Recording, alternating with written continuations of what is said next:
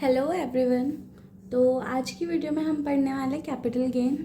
ठीक है, तो let's start. So capital gain क्या होता है? जब हम अपनी कैपिटल असेट को ट्रांसफ़र करते हैं और उससे हमें जो भी इनकम होती है उसको हम बोलते हैं कैपिटल गेन। मतलब वही इनकम हमारी कैपिटल गेन में टैक्सेबल होती है। ठीक है, इम्पॉर्टेंट बात, जिस ईयर में हम ट्रांसफ़र कर रहे हैं उसी ईयर में कैपिटल गेन की इनकम को हमें टैक्सेबल करना है। कैपिटल असेट क्या होता है, इसकी एक लिस्ट है, वो आप देख लेना, मैं स्क्रीन पे डाल दूंगी अभी।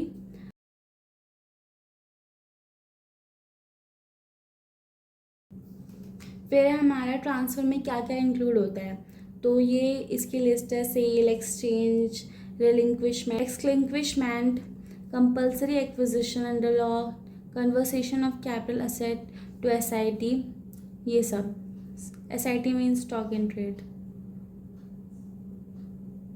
ओके, इसके बाद है हमारा कंप्यूटेशन ऑफ कैपिटल गेन। इसके लिए सबसे पहले आपको पता करना पड़ेगा कि आपकी जो असेट है वो शॉर्ट टर्म असेट है कि लॉन्ग टर्म असेट है। ठीक है, उसके लिए आपको देखना पड़ेगा कि आपने अपनी असेट को कब ट्रांसफ़र किया था। ठीक है, अगर आपने उसको 23 जुलाई 24 से पहले ट्रांसफ़र किया था तो हमको ये देखना होगा। अगर आपने उसको 23 जुलाई 24 के बाद ट्रांसफ़र किया तो हमें ये देखना होगा। मतलब ये दो मेथड्स हैं, सिंपल। अगर आपने 23 जुलाई 24 से पहले ट्रांसफ़र किया है तो आपके पास मंथ आ जाते हैं 36 महीने, 12 महीने, 24 महीने। आपकी जितनी भी कैपिटल असेट्स हैं उनको अगर आप 36 महीने तक होल्ड करके रखते हो तो वो आपका इसमें आ जाता है शॉर्ट टर्म कैपिटल गेन में। अगर आप उनको 36 महीने से भी ज़्यादा होल्ड करके हो, लॉन्ग टर्म कैपिटल असेट आ जाता है। मतलब अगर आपने 36 महीने तक रखा या उससे पहले बेच दिया या 36 महीने होते ही बेच दिया तो शॉर्ट टर्म में चला जाएगा। अगर 36 महीने के बाद बेचा आपने अपनी कैपिटल असेट को तो वो लॉन्ग टर्म में चला जाएगा। बस कुछ कैपिटल असेट्स को छोड़ के, इसमें दो आ जाएंगे, ये चार अलग हैं। Listed security, units of UF, units of UTI और जीरो कूपन बॉन्ड्स। इस वाले केस में आप 12 मंथ्स का पीरियड चेक करके चलना है। और अनलिस्टेड शेयर्स, लैंड और बिल्डिंग वाले केस में 24 महीने। मतलब अगर आपने इन सारे एसेट्स को 12 महीने तक होल्ड करके रखा है, उससे पहले बेच दिया, 12 महीने पे बेच दिया तो वो आपका शॉर्ट टर्म में आ जाएगा। अगर आपने 12 महीने के बाद बेचा तो लॉन्ग टर्म में आ जाएगा। सेम इसमें आपको 24 महीने का लेके चलना है। अगर आपने 24 महीने से पहले बेच दिया तो शॉर्ट टर्म में जाएगा, 24 महीने के बाद बेचा तो लॉन्ग टर्म में चला जाएगा। ये है हमारा, अगर आपने कैपिटल असेट 23/7/24 से पहले भी किया है। अब है हमारा आफ्टर 23/7/24। अगर आपने अपनी कैपिटल असेट 23 जुलाई 24 के बाद भी की है तो इस केस में हमारा 36 महीने वाला जो था वो कट हो गया है। ठीक है, और 36 महीने की जगह आ गया है आपका 24 महीने। ठीक है, मतलब जहाँ पे आप लेके चलते थे ना सारे करंट एसेट को 36 महीने तक, अगर आपने होल्ड करके रखा है तो वो शॉर्ट टर्म में चला जाएगा। वही आपको रिप्लेस कर देना 36 मंथ से। मतलब आपकी सारी की सारी कैपिटल असेट आपको लेके चलनी है 24 महीने पे।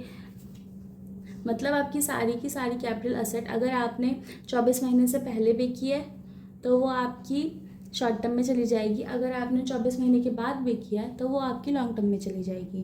बस यही इसमें चेंज है, बाकी ये वाले दोनों केसेस सेम रहेंगे।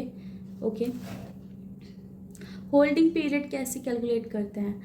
डेट ऑफ एक्विजिशन वाले दिन से लेकर के जब तक आप उसे ट्रांसफ़र नहीं कर देते उससे एक दिन पहले तक का पीरियड आपका होल्डिंग पीरियड आता है। ठीक है, मतलब आपने जिस दिन एक्वायर करी थी एसेट और जब आप बेच रहे हो उससे एक दिन पहले तक का period, whole period will be calculated as holding period. कुछ केसेस ऐसे होते हैं जिसमें आपको डेट ऑफ एक्विजिशन कैलकुलेट करने की ज़रूरत ही नहीं पड़ती, वो हमेशा शॉर्ट टर्म कैपिटल गेन में ही आते हैं।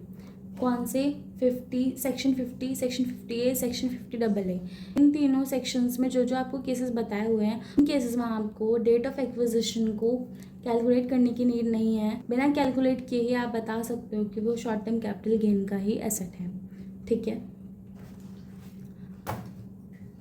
अब हमने पता कर लिया कि हमारा जो एसेट है वो शॉर्ट टर्म है कि लॉन्ग टर्म है। अब हम देखने वाले हैं कि हम टैक्स कैसे कंप्यूट करेंगे। इसमें 3 केसेस आ जाते हैं। अगर आपने कैपिटल असेट एक्वायर और कैपिटल असेट ट्रांसफ़र दोनों 23 जुलाई 24 से पहले करे हैं। आपने एक्वायर 23 जुलाई 24 से पहले किया है और ट्रांसफ़र आपने 23 जुलाई 24 के बाद किया है।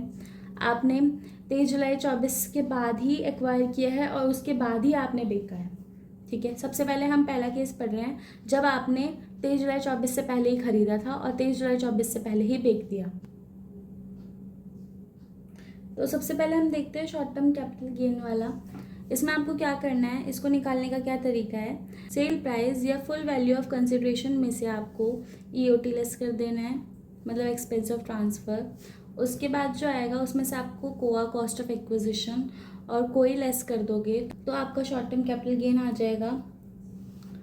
उसके बाद में आपको इस पर स्लैब रेट लगा देना है टैक्स निकालने के लिए, except short term capital gain triple winning. उसके बाद लॉन्ग टर्म कैपिटल गेन, इसमें सेल प्राइस में से ईओटी लेस कर दो। उसके बाद में आई को ही लेस कर दोगे तो आपका आ जाएगा लॉन्ग टर्म कैपिटल गेन। उस पर आपको 20% टैक्स लगा देना है आफ्टर इंडेक्सेशन, एक्सेप्ट 112A, इस पे आपका दूसरा टैक्स रेट लगेगा और इसमें भी आपका दूसरा टैक्स रेट लगेगा। मतलब होल पे तो आप स्लैब रेट लगाओगे इसमें, और सिर्फ 111A में एक अलग से टैक्स रेट होता है वो लगेगा। इसमें आप पूरा टैक्स निकाल दोगे 20% से, सिर्फ 112A को छोड़ के, इसमें आपका दूसरा टैक्स रेट लगेगा।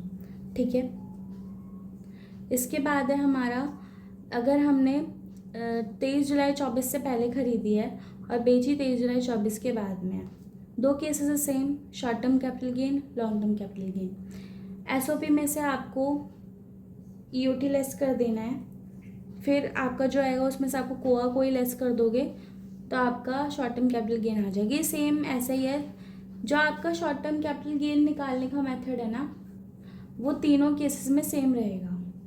ठीक है, उसमें कोई भी चेंज नहीं आ रहा है, बस चेंज कहाँ आ रहा है, लॉन्ग टर्म कैपिटल गेन के उसमें। ठीक है, यह यहाँ आपका पूरा सेम रहेगा यहाँ तक, बस आई कोआ की जगह कोआ लेस होगा, आई कोई की जगह कोई लेस होगा, मतलब इंडेक्सेशन इसमें से निकाल दिया गया है। आपका सेकेंड वाला जो केस है उसमें से इंडेक्सेशन निकाल दिया गया है, आपको बिना इंडेक्सेशन के कॉस्ट ऑफ एक्विजिशन और कोई को लेस करना है। बट आपको एक ऑप्शन दिया जाता है, अगर आपने अदर कैपिटल असेट को सेल किया है तो सीधा सीधा 12.5% से टैक्स निकाल दोगे। ठीक है, लेकिन अगर आपने लैंड और बिल्डिंग को सेल किया है तो उस केस में देखा जाएगा, अगर आप इंडिविजुअल या HUF हो और रेजिडेंट हो तो आपको दो ऑप्शन मिलते हैं, आप 12.5% से टैक्स निकाल दो विदाउट इंडेक्सेशन, या फिर 20% टैक्स निकाल दो विद इंडेक्सेशन।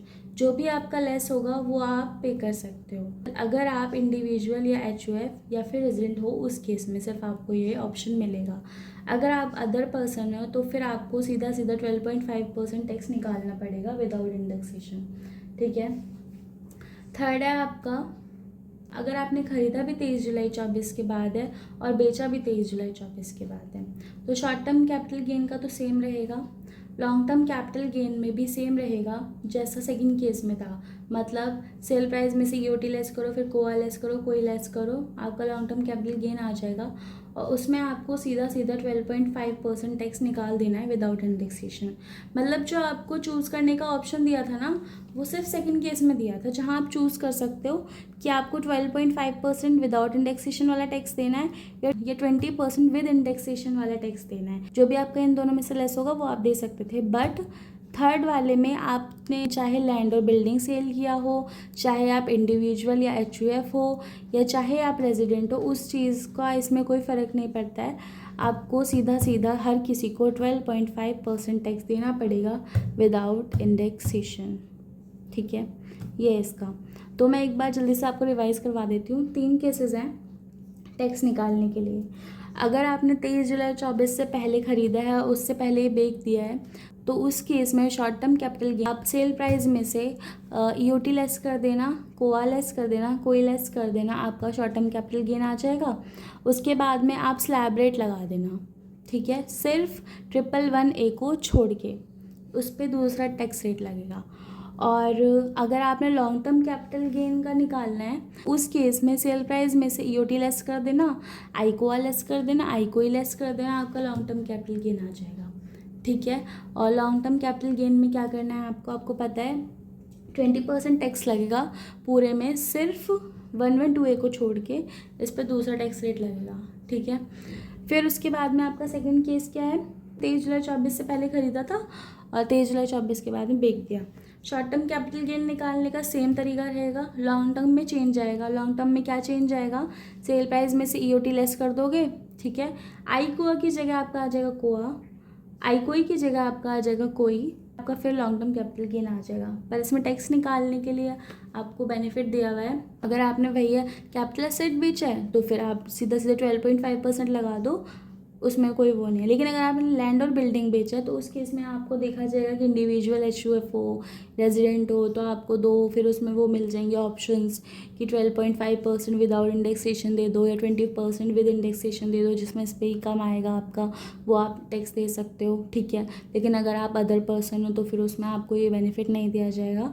थर्ड केस आपको पता ही है, सबसे ईजी है ना, इसमें कोई इंडेक्सेशन नहीं करना, कुछ नहीं करना। थर्ड केस क्या है हमारा, 23 जुलाई 24 के बाद ही ख़रीदा था और 23 जुलाई 24 के बाद ही हमने उसको बेच दिया हमारे एसेट को। Short term capital gain same रहेगा। लॉन्ग टर्म कैपिटल गेन में क्या होगा, सेल प्राइस में से आप अपना माइनस कर दो EOT, फिर माइनस कर दो कोआ, फिर माइनस कर दो कोई, आपका लॉन्ग टर्म कैपिटल गेन आ जाएगा। और चाहे आपने लैंड और बिल्डिंग बेचा हो, चाहे आपने कैपिटल एसेट बेचा हो, आपको 12.5% टैक्स देना पड़ेगा विदाउट इंडेक्सेशन। सो आज के लिए इतना ही, बाय बाय।